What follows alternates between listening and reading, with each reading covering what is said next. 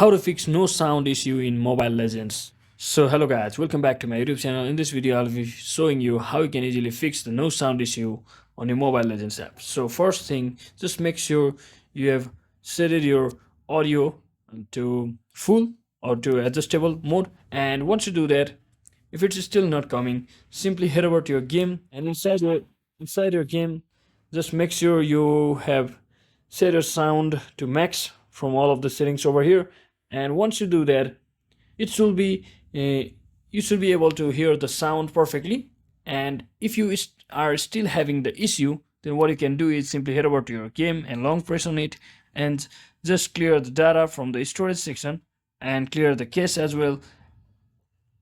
And you might want to reinstall your application, and that should fix the issue, and you can enjoy your game just like that. So hope this video was helpful. If it was, don't forget to like and subscribe to the channel. See you on the next one.